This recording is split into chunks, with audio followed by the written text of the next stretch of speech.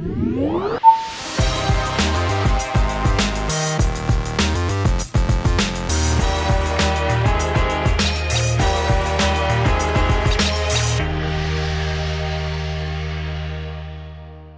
up, everyone? Welcome to episode 17 of Preloaded, the podcast dedicated to previewing and talking about all of the biggest and most exciting upcoming video games. My name is Josh Finderup, and I am joined, as always, by the other half of Preloaded, Jackson Vanover. How are you doing, Jackson? I'm doing great, Josh. Just getting back into the swing of things after the holiday, and I'm excited for our show this week. Yeah, we have a little bit of a lighter news week thanks to the holiday, but we are going to talk about some Halo Infinite news, a little bit of Cyberpunk news, and we have some very peculiar Grand Theft Auto news to talk about. And we're going to take out our crystal ball and look forward into 2021 and make some fun predictions about what we think might happen, what might get released, revealed, delayed, all that stuff. So you want to stay tuned for all of that. But first, you can catch Preloaded. We post every Friday on both of our YouTube channels. I'm Quest Mode on YouTube, and Jackson is jayvee, Jayvee. If you prefer to listen, you can catch the podcast on Google Podcasts, Apple Podcasts, Spotify, and Stitcher. And if you are listening on any of those platforms, we'd love for you to leave a review. That's probably the single biggest thing you could do to help us grow our audience. A positive review, that is, if you are enjoying the podcast. You can also write into Preloaded at the email address preloadedpodcast@gmail.com. We welcome all of your feedback, but we'd love to get your questions. At the end of the show, we dig into our mailbag and answer one of your questions on the show. So if there's anything you want to hear us talk about, write in and let us know. And speaking of questions, we're going to kick things off, as we always do, with our segment, Who the Hell Are These Guys? And are you ready, Jackson? I am. All right, the question we are asking this week is, what game or games do you most want to finish or return to that you, for whatever reason, put down and just never came back to? I think a lot of us run into this as gamers. Just so many games come out, and sometimes it makes sense to play some over others. And for this one, my answer is Metal Gear Solid 5. I always thought that looked like a really fun, dynamic, open world where you could just screw around and play with the physics and have a really good time. But I never just found the time to play that game. And I also never found that I had the patience to kind of play around and get that kind of enjoyment out of it. So kind of a unique answer, but that's mine. Nice. Yeah, I never finished Metal Gear Solid 5 either. But for mine, I'm going way back. So there was a game, a Squaresoft game, back when they were Squaresoft on the Super Nintendo that I played when I was a kid, and it's called Secret of Evermore. It's kind of like a unofficial sequel to Secret of Mana, and I played it, I loved it, and then I put it down, and it's always been on my radar for some reason. Totally obscure game, but Secret of Evermore, definitely look it up if you're into old school RPGs. I can't imagine our audience is too into that, but if you are, that's kind of an obscure one that I never finished, and I actually own the game, so maybe one day I will. It's the one that got away, Josh.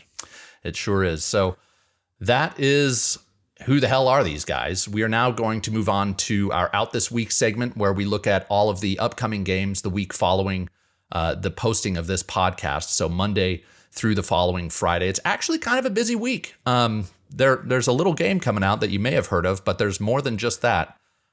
We kick things off on Tuesday, December 8th with Destiny 2, both the full game and the expansion Beyond Light. The next-gen versions for Xbox Series X and S and PlayStation 5 come out. That is a free update if memory serves. I think that's right. Yeah, so you can look forward to that if you're a Destiny player and you have a next-gen console. A little game called Call of the Sea. Now, this was not on my radar until I just heard yesterday that it's coming out also on Tuesday, December 8th. I don't know if you remember, Jackson. This was highlighted in an Xbox showcase, and it's this first-person puzzle adventure game that actually looks really intriguing. Do you remember that at all? I do. I have a vague memory of it, and it kind of reminds me of, I think it was called Abzu to a certain degree, a first-person underwater exploration game. Yep. So this one definitely looks intriguing to me. I may be checking that out. Doom Eternal, all of a sudden, Bethesda's like, hey, Doom Eternal's finally coming out on Switch. So that's also on Tuesday, December 8th. So that's super exciting for Switch owners. That is such a fantastic game. Mm-hmm. And then Cyberpunk 2077 comes out on Thursday, December 10th. So drop what you're doing. Cyberpunk is finally here. It looks like they are finally going to release it. Copies are, apparently out in the wild, and I don't think hell or high water are going to stop it this time. I should knock on wood, though.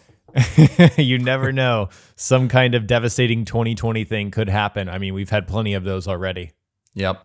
And then the game with guts that's releasing on the same day as Cyberpunk is a little game called Haven. I put this on the list just because it's been highlighted in a number of state of play showcases, and I've seen it some other places. It's this indie game where you're playing this couple through a relationship, and it also has some exploration. It looks like a really intriguing indie game, but releasing on the same day as Cyberpunk. I'm not sure what they were thinking there. Yeah, it seems like they're just going for the very opposite crowd. And I'm sure there is one there. There are people that aren't going to want to play Cyberpunk. Yeah, yep. So those are the games coming out. It's a busy week, a lot to look forward to. And we also have some games to look back on in our review roundup. Not as many games, but there are some games that released this week. And Immortals Phoenix Rising actually comes out on the 3rd of December, which should be the day before this podcast posts. Okay, I got my day straight. So it'll be out by the time you are listening or watching this. And it has a critic average of 80% and a recommended score of 76%. And Jackson, we both got to play this. We're going to talk about it later in the show, but how do you feel about the score? Yeah, I generally thought that this score should have been a teeny tiny bit higher. I know that's a little weird to say, but just from my experience with the game, I think it's more of a B plus, like an 85 game than an 80. Yeah, it scored a little lower than I would have liked to, but I am glad to see some of the games media, like the IGNs and the GameSpots, were not too high on it. But a lot of the content creators who review games on their own really gave it outstanding reviews, and I would be among them. I love this game. I do too. Yeah, so we'll talk more about that later. Empire of Sin got a critic average rating of 69%, recommended score of 36%. So not doing great there. If you were looking forward to that, that's the top-down role-playing game that's like in the Mafia kind of theme. Then Twin Mirror, which is Don't Nod's kind of murder mystery that they recently came out with, has a critic average of 68% and a recommended score of 46%, which is disappointing to me. I was looking forward to that game. Yeah, it seems like, I don't want to say more of the same, but wasn't Don't Nod's last game, which only came out not too long ago now, didn't it score similarly, I feel like? What was that? Was Tell Me Why. I think it scored a little bit better, and okay. It also was another kind of murder mystery, but it took place in Alaska. It was more Don't Nod. This has more exploration. Twin Mirror has more like exploration and detective elements to it, which is why it looked intriguing to me. But anyways, that's what came out last week and was getting reviewed. Hopefully next week we're looking at Cyberpunk reviews. That's super exciting, man. Can't wait. Yeah, I can't wait either. And with that, we are going to take our first break. And when we come back, we are going to get into the week in previews. We'll be right back. And we're back. We are now going to get into the week in previews, where we talk about all of the recent headlines about upcoming video games. And we're going to kick things off with Halo Infinite. So apparently there were some rumors that Halo Infinite, I think everybody has kind of speculated about this, that Halo Infinite might have a battle royale mode. And one of the, I don't know if he's a developer, the community director at 343 Industries came out on Twitter, I believe, and responded. He said, quote, "Nothing gets a post-holiday Monday going like fresh, unfounded Halo Infinite rumors." So people who reported on this kind of latched on to the fact that he said unfounded, that there is no evidence that, or, there's just nothing to base these speculative rumors on. Kind of hinting that maybe they won't have a battle royale, at least at launch, or maybe ever, who knows. He did follow that up with, though, something that's kind of exciting. He said, "By the way, yes, I'm aware we could help solve this with real news. We certainly have some things we're overdue on and eager to talk more about. We're in the process of pulling together a year-end update." So we're almost at the end of the year. So within the next 30 days, if he makes good on that, we'll have some more Halo Infinite news. Yes, and I think people are clamoring for that for obvious reasons. We expected this game this holiday. We didn't get it. That's past and gone. It doesn't matter at this point. But I would be, I'm glad that he said that these were unfounded rumors. I would be shocked if Halo Infinite got a Battle Royale mode. I just think that would kind of muddy the water with this game. I think, 343 just needs to put out a good Halo game. I think that's what everyone wants. Yeah, and I'm sure that's after, the delay and the reaction that Halo received when they revealed it, that their focus is just make this a good game. But I do think that includes both, the single player and the multiplayer components. But just make it good, man, because they need it. They really do. Xbox needs it, but I think everyone, even if you're not a huge Halo fan, like I would not consider myself a huge Halo fan, but I want a good Halo game to come out soon, and that's Halo Infinite. I hope that's how it turns out. Yep. Yeah. So we will look forward to hearing more about that. If they do release some information, we'll talk about it here on Preloaded.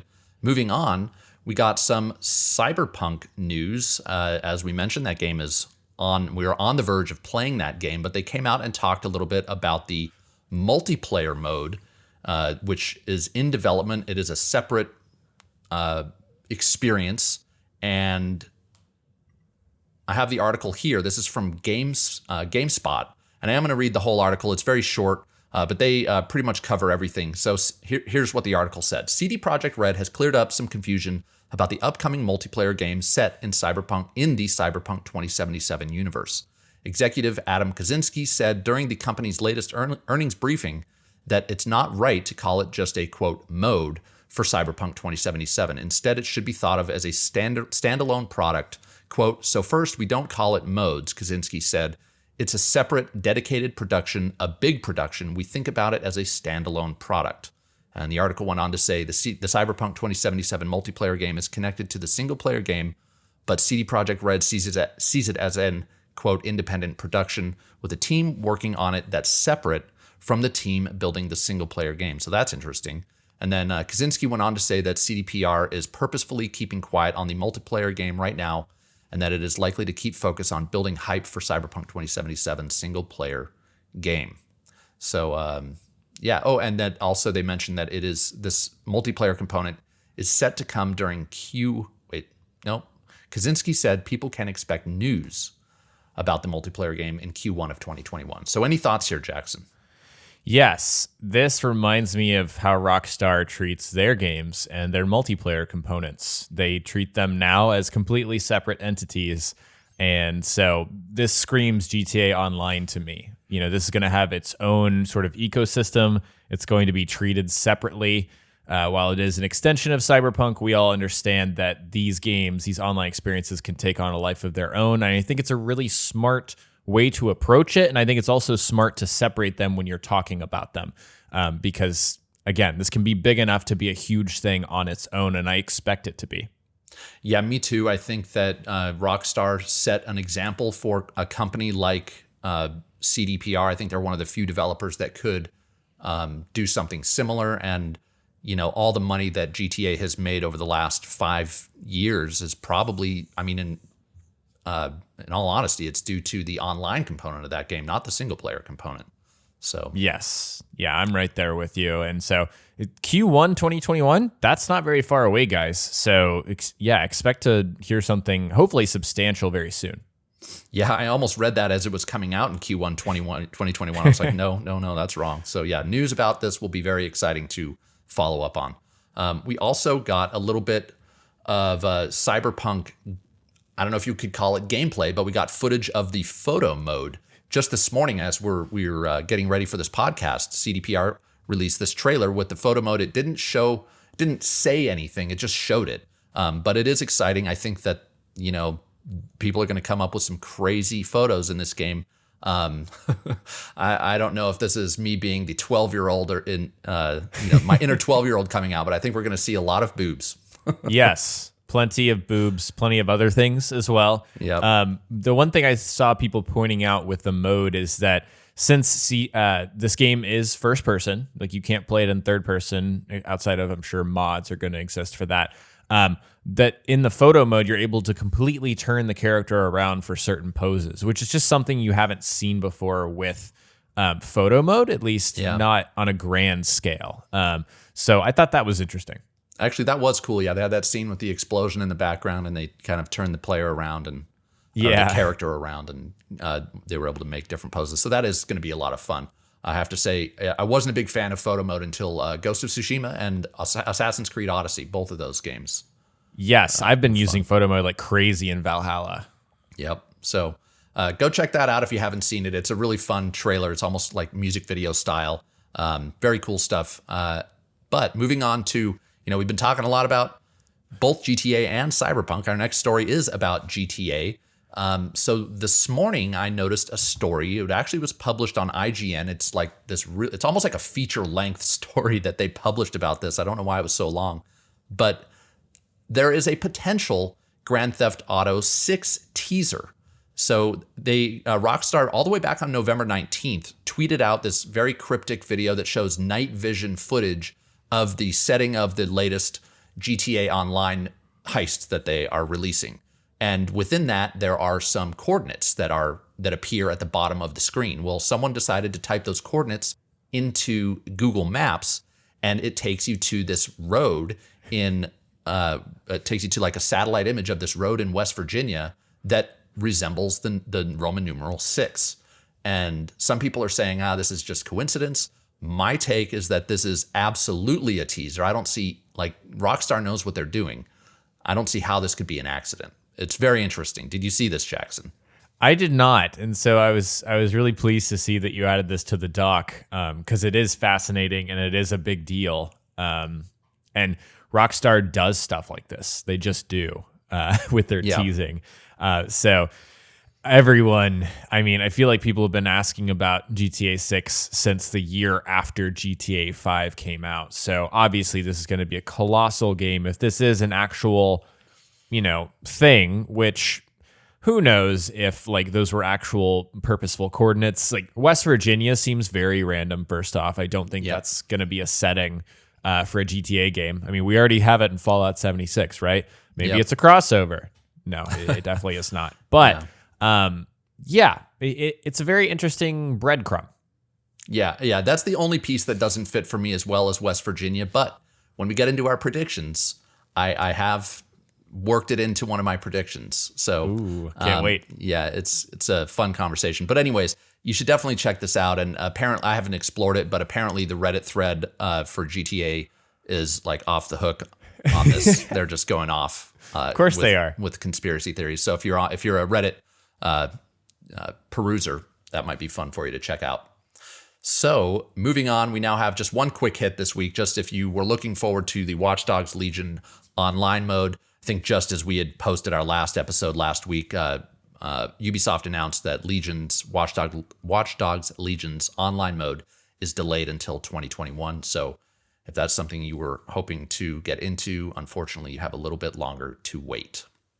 Yes, and I'm not too disappointed. I think this is going to be hard for me to get into right now with this busy schedule.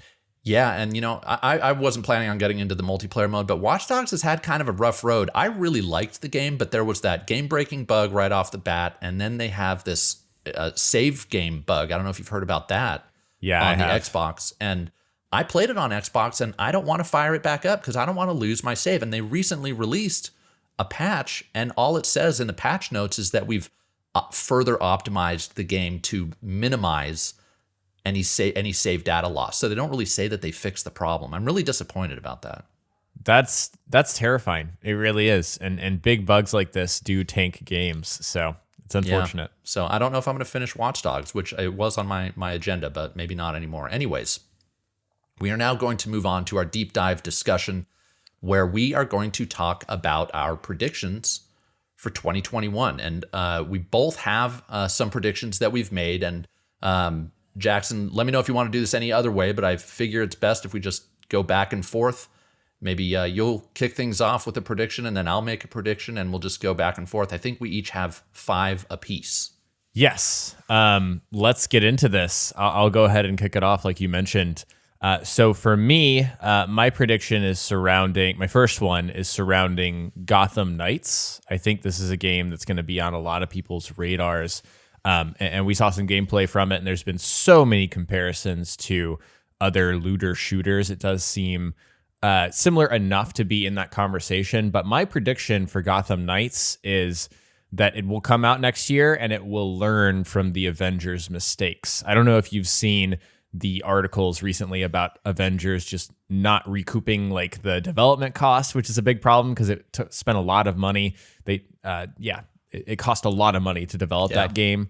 So it seems like Avengers is going down the absolute worst possible timeline.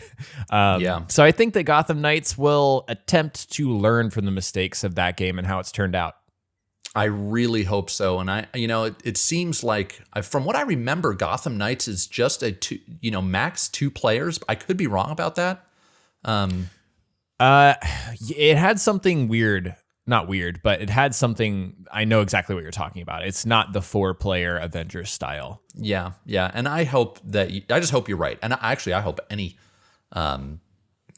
games as a service or a persistent online game that comes out learns from not only that game but also Anthem and some of the other missteps that we've seen, Fallout 76.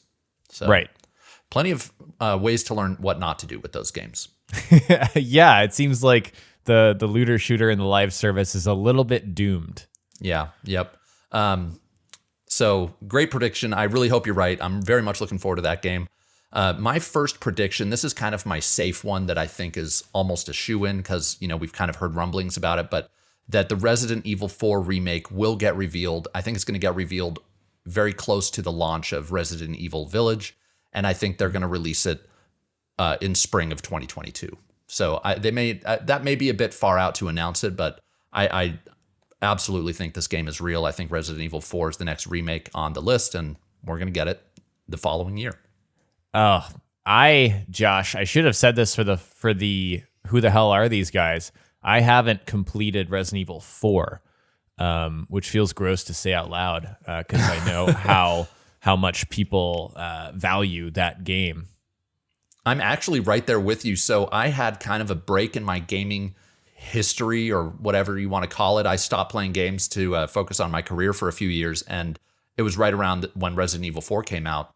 And then I tried picking it up later and I couldn't get into it because it seemed like the shooting mechanics were very tough for me to grab a hold of and just couldn't get into it. So I have,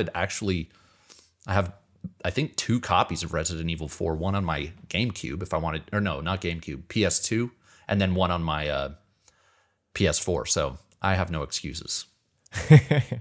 Yeah, and you could even pick up a third copy and play it on Wii if you wanted to with those motion controls. That looked like a lot of fun. Yeah. So, all right, what do you got next?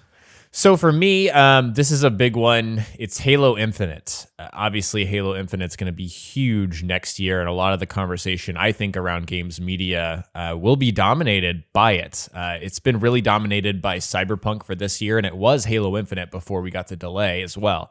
But for next year, I'm going to predict that Halo Infinite will launch holiday 2021, which I don't think that's like a hot take or anything. I think that's what a lot of people expect. But my hot takey part of it is that it'll actually be good. There's a lot of conversation right now surrounding the fact that 343 is spending so much money in development. Like when it's all said and done, it'll be, I think, $600 million spent developing this game, which is astronomical. Jeez. I know, unless you're talking about like Grand Theft Auto. I think Grand Theft Auto posted a really high dev budget, but I'm going to predict that it'll be actually good, that they'll get their act together and that Halo will have a resurgence.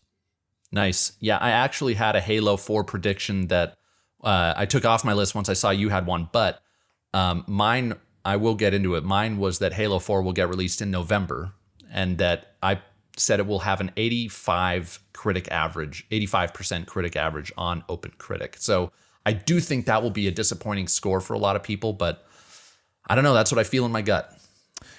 I'm with you. I think it'll be between like the heydays of Halo and the recent 343 games. I think it'll be better than what people have been getting, but not as good as, it'll be hard to compare to what everyone kind of has the nostalgia for.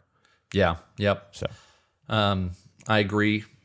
So my next prediction is, this is not really a game prediction, but I think it's going to be really interesting to see what happens in 2021 with events and conventions. I do think that maybe by the end of the year, we might see one or two.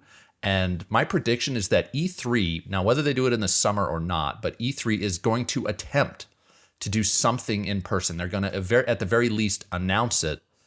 Whether it gets delayed or not, I don't know. But they're also going to try and do some sort of digital online component as well. I think they'd be foolish not to do that. But E3, the what is the organization that puts it on? ESA. The ESA. They are an organization. They want to stay around. They don't want to just go extinct. So they're going to try something, I believe. It's going to be very interesting to see what it is. I think at the very least, it'll have a digital component. And at the very most, they'll try to do something in person. That's fascinating. That's a really interesting conversation. I mean, we're in December. The next convention, at least in the States, that I know is coming up soon is PAX South. That's in Texas, and that's near me. I've never been to a PAX South, but I can't imagine that we'll have a convention in January. But man, who knows in June, July, what we're going to have. Yeah.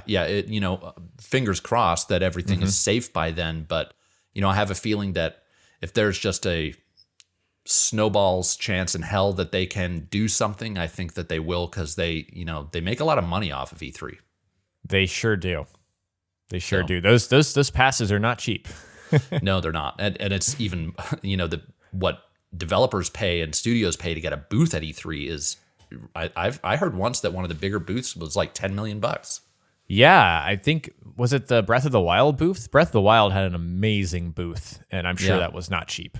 Yep. So anyway, that'll be an interesting thing to watch in 2021.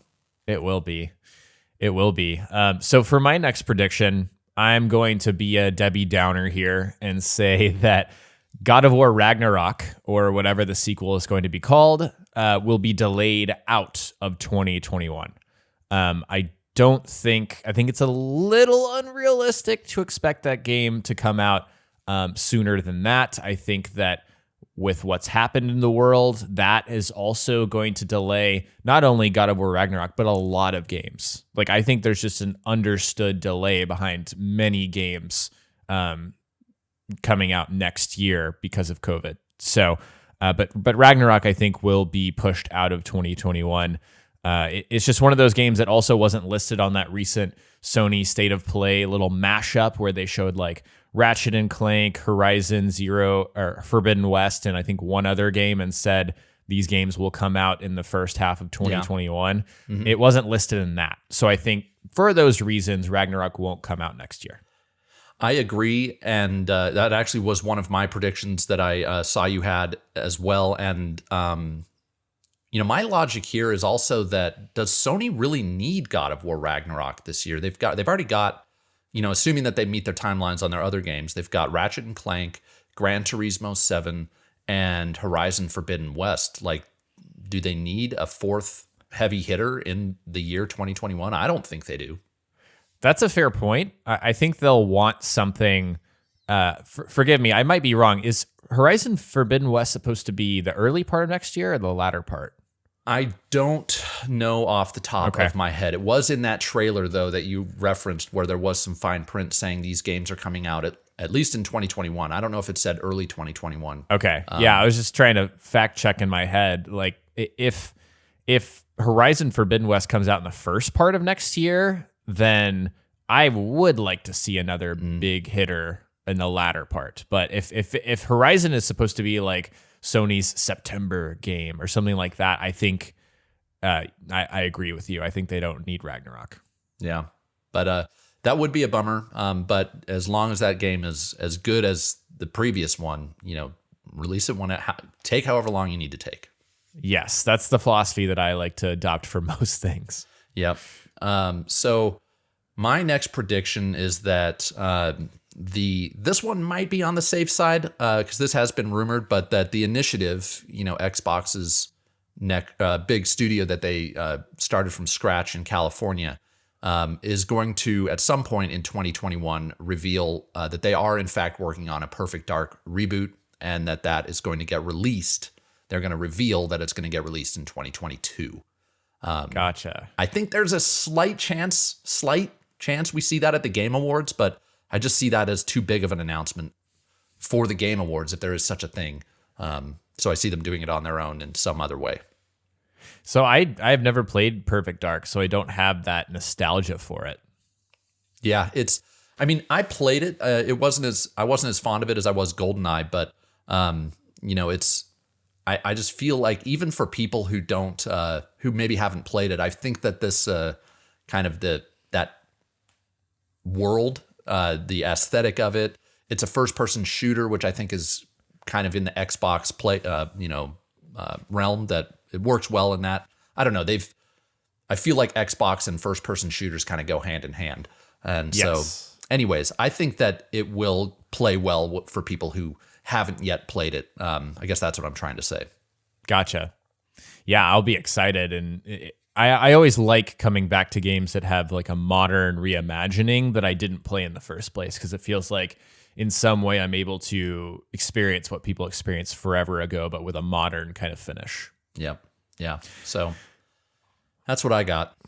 Awesome. Are we on number 4? I think we're on number 4. Yeah, I don't know. I kind of lost track. I mean, I've got some others that we can get into at my one in particular. Okay. Gotcha. So for my next one, I'm going to say that I'm going to be another Debbie Downer here. I'm going to say that Elden Ring is not going to come out next year.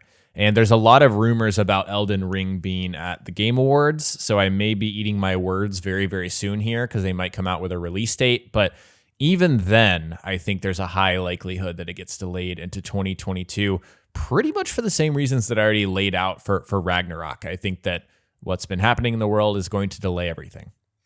Yeah, I would be bummed. I think, wasn't this game, was it initially scheduled to come out this year, or was it always scheduled for 2021? I think it was initially revealed in 2019, right? Yeah. Elden Ring, and it was at the Game Awards, was it not? I think so. Yeah, it's just a short teaser. Yeah. Just a short teaser. And so I think people were always kind of wary about when this thing would actually come out. And this thing is going to come out when it comes out. So maybe it was like tacitly understood that it was going to come out this year, but I don't think many people expected it to. Yeah. I would be bummed if it got delayed. I mean, just coming off of Demon Souls, which is my still after a week after finishing it, it's still my game of the year, actually. So I freaking love that game. Can't wait to see whatever From Software comes up with next. My only hope is that I always forget the guy's name. Is it Miyazaki? I just closed the tab. Let me reopen it. But before I answer that question, it was revealed at E3 2019. Okay, so a while ago. Yeah, his name is Miyazaki. Yeah, so I know he's got his aesthetic that he likes. I mean, these games are they're dark, they're gothic, and I would like to see, even though this is Game of Thrones, which is kind of dark and gothic, I would love to see a bit of a different aesthetic from what we've seen in the Souls games and Demon Souls.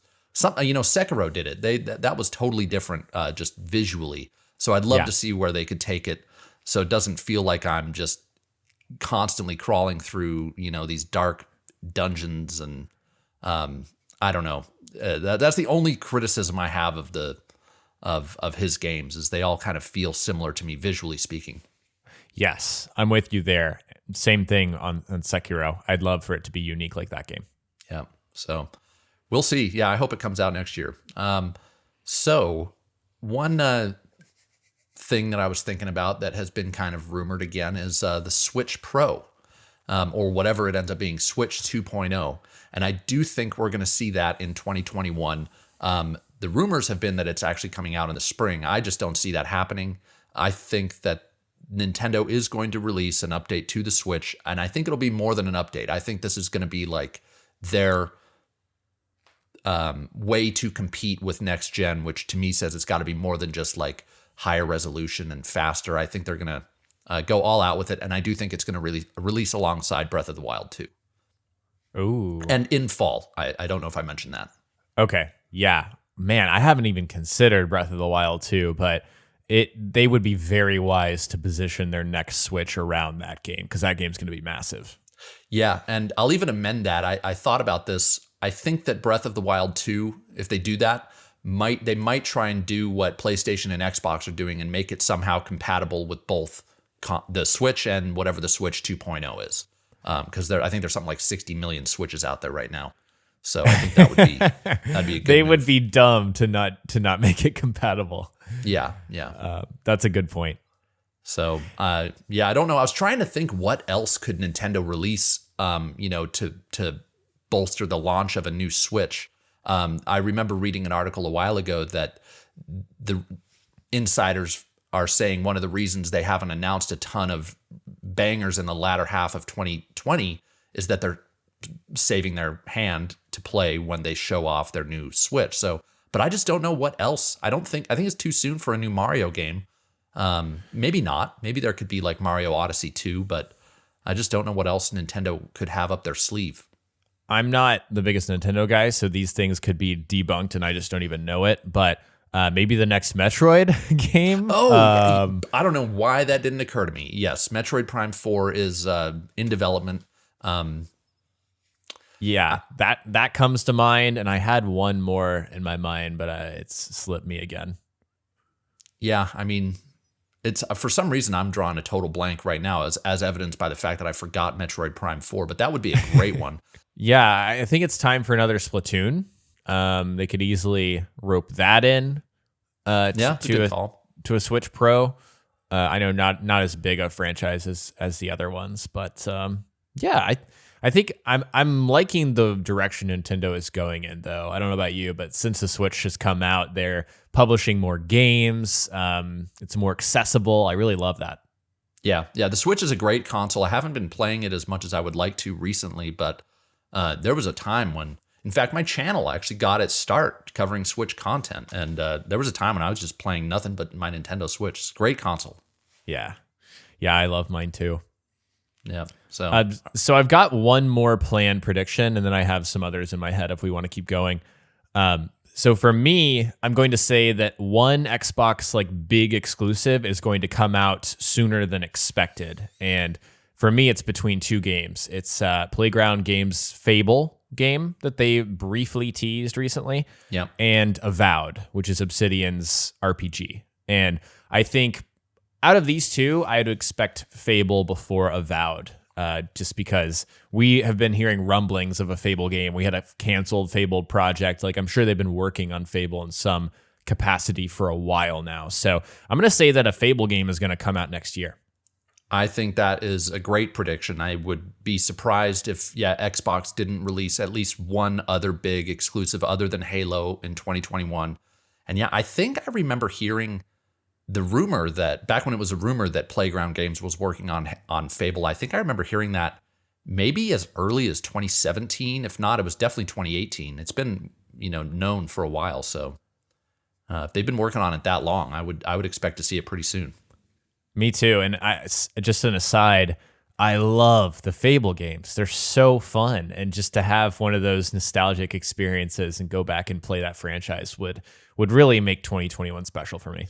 Yeah, Fable is a total blind spot for me. I've never played a game, but I know that they have that kind of humorous, irreverent tone, and I love games that pull that off. And if they can do that in that setting, I'd be I'd be totally down for that. Yeah, and morality. It was one of the first games that featured a morality system, which I always latched on to, and then that got me into Fallout and Mass Effect and all these other kinds of games that use those systems. Yeah, and a fun little bonus prediction here. I just heard on a podcast that I listened to yesterday. Apparently, Jeff Grubb, if you don't know, he works for VentureBeat or GamesBeat. He's kind of an industry insider. Apparently, he heard that Playground Games is also planning on releasing the next Forza Horizon game before the next Forza Motorsport. So we might see Forza Horizon 5 before people expect to, which would be also a game I'd look forward to. Yeah, that's fascinating. I'm always into racing games. For some reason, Gran Turismo is a blind spot for me in games. I've never played those games seriously, but another Horizon on a next-gen console sounds awesome. Yeah, Horizon 4 was awesome. Super great game. So now I'm going to get into the GTA prediction that I came up with that I alluded to earlier. And I just pulled this out of my hat after I read the news this morning about that teaser. I personally think that again, was deliberate by Rockstar. I don't see how it isn't. So my prediction is that GTA 6 will get revealed or announced in 2021. And I was trying to think, all right, this whole West Virginia thing doesn't fit.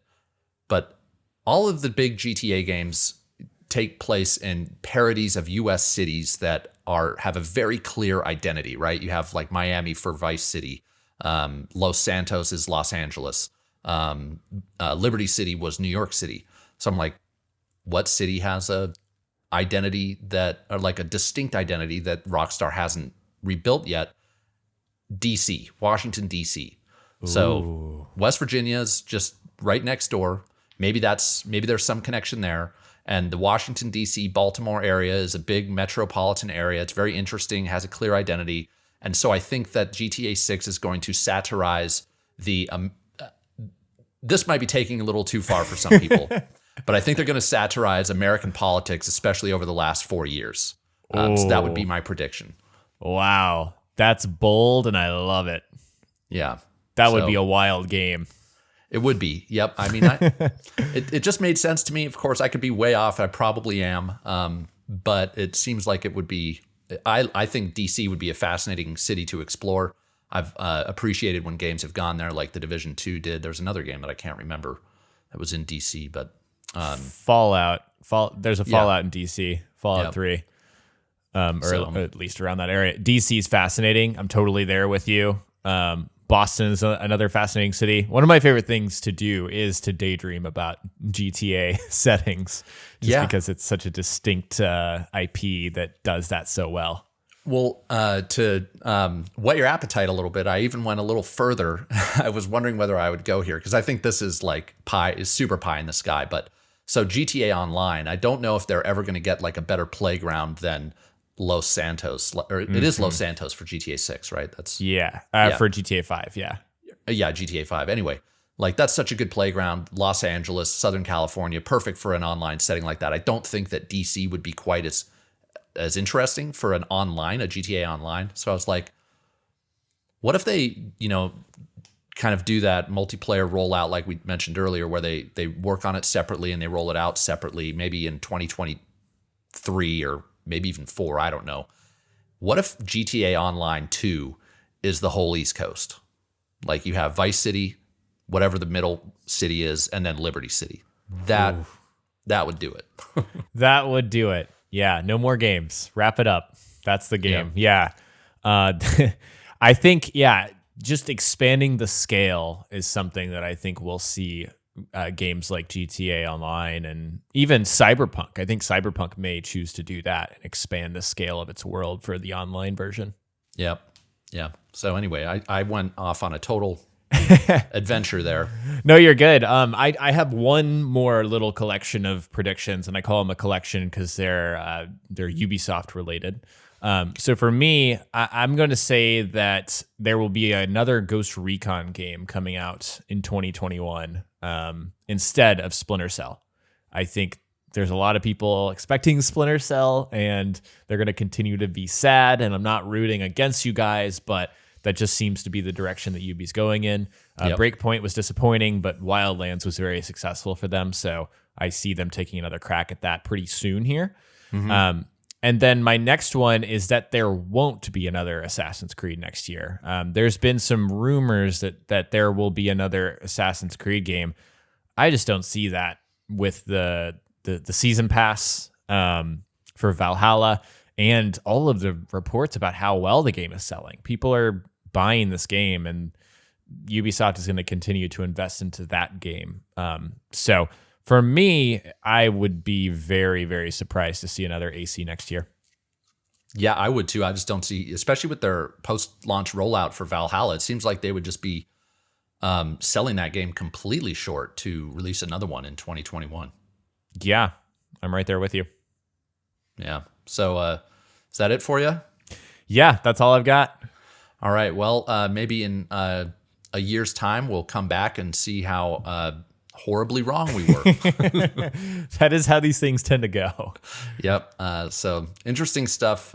We're just right around the corner from next year. So maybe some of this will come true or not sooner rather than later. Anyways, we're now going to take our second break. When we get back, we're going to talk about what we've been playing. We'll be right back. And we're back. We are now going to talk about what we've been playing this past week. And I don't know about you, Jackson, but I have been playing a whole lot of Immortals Phoenix Rising. Yes, I have too. I've actually been playing more Valhalla because it's such a long game. But Nice. yes, I've been playing a lot of Immortals as well. And kind of like we alluded to at the top, I think it's a really solid game. I'm a little worried. I made a video about how I think it's going to fly under the radar because if it's when it's releasing and all the bad, background noise surrounding it. But just based on playing the game itself within just the merits of the game, I think it's a really good one.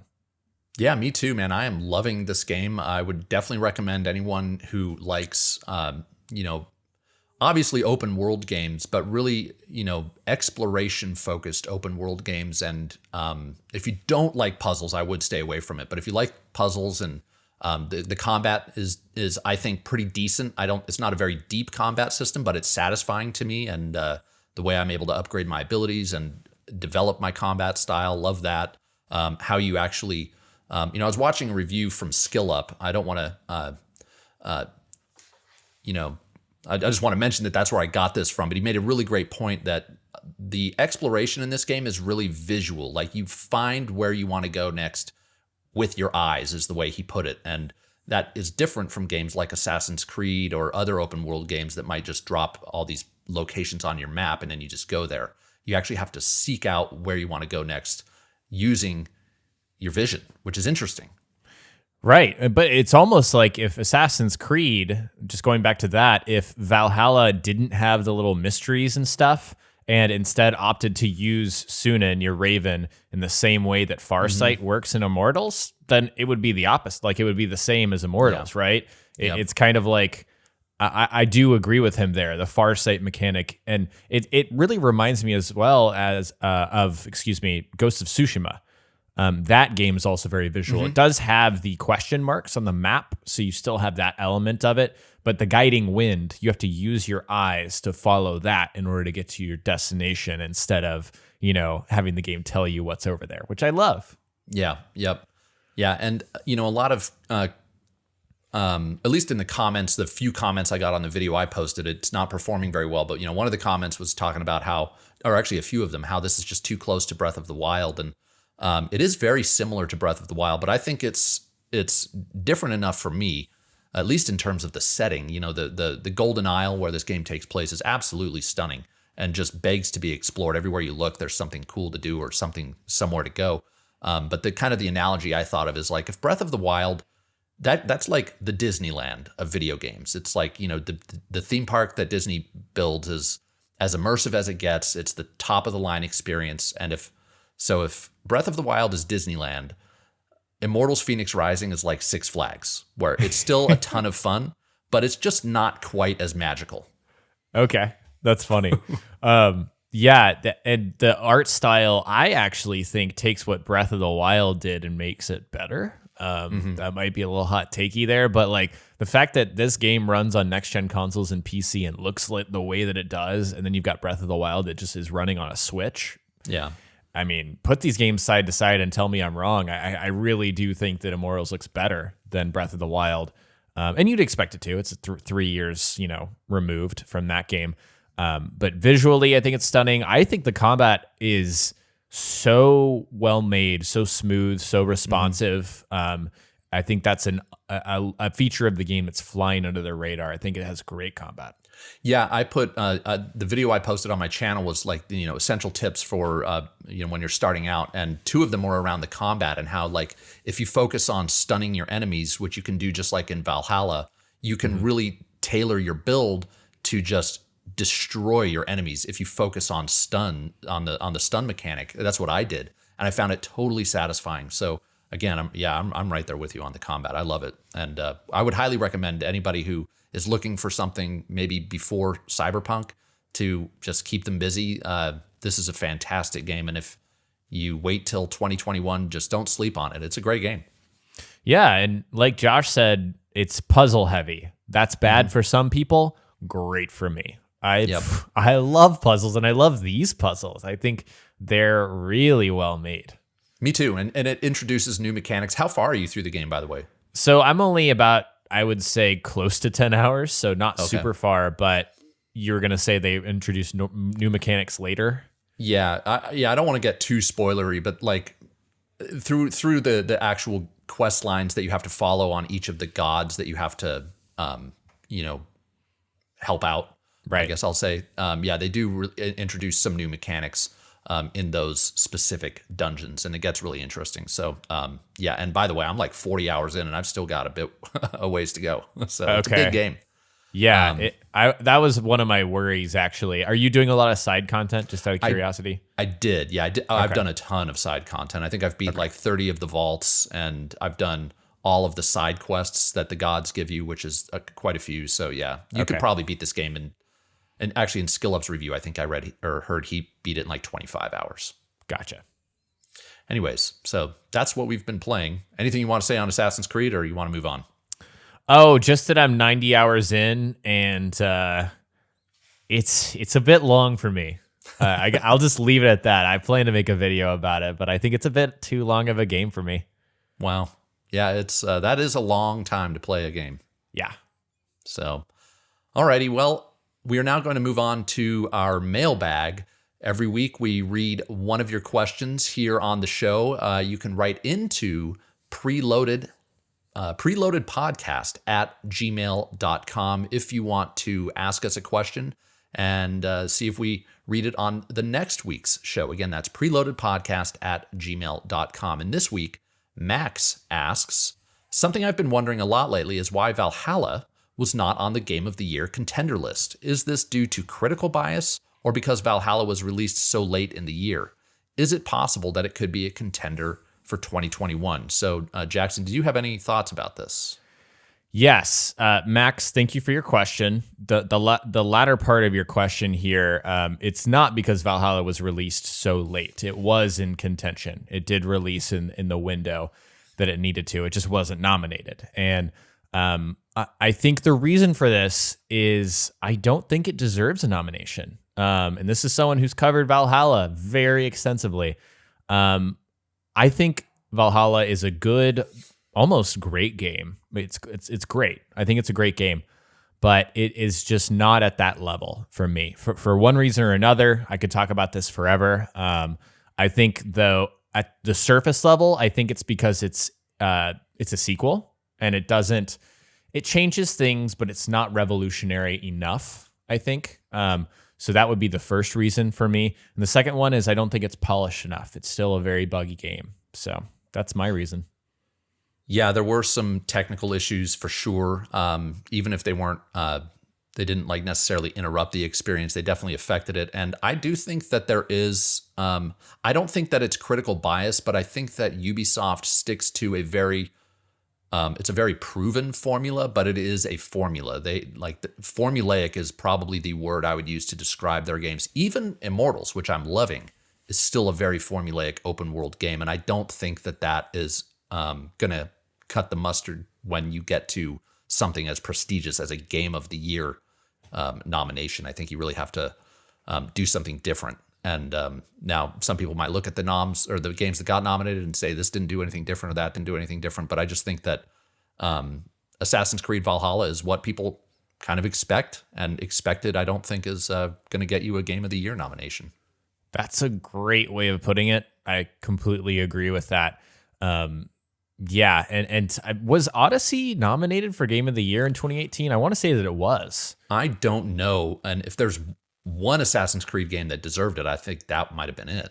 So for that one was almost different enough from Origins and actually tried different things and added like dialogue options and so on and so forth.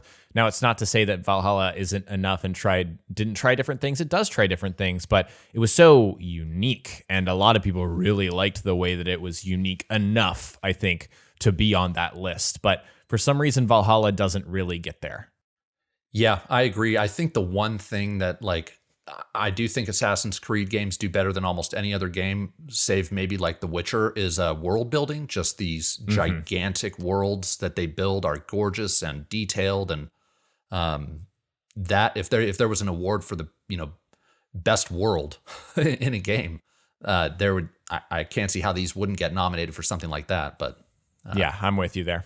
So anyways, Max, thank you for writing in, and everyone else. Again, if you want to hear us talk about your question, write into preloadedpodcast@gmail.com. And with that, we are going to wrap things up. Before we get into the final details, anything you want to plug on your channel, Jackson? Yes, I think I have a couple videos on my channel this week, but I recently uploaded one about Valhalla's combat, and it's about how it's fun and flawed. I think there's some issues with the combat, so it's more of a very specific deep dive into one game mechanic of one game. So if you're into that sort of thing, check me out on my YouTube channel. If you want to follow me on social media, I'm at jayvee on YT on Twitter and jayvee.yt on Instagram. Nice. And I recently posted a video. I mentioned it earlier. It's the, I think 11 tips that I came up with for people just jumping into Immortals Phoenix Rising. So if you're planning on playing, I'd definitely appreciate it if you check that out. And you can find me on social media. I'm at Quest Mode Games on both Twitter and Instagram. And that is going to do it for us. If you, again, are listening on any of the audio platforms, definitely subscribe and leave us a review if you're enjoying the show. And if you're on YouTube, drop us a like and leave us a comment, and we'd love to interact with you there. With that, we will see you next week. Thanks for watching, and thanks for listening. Bye, guys.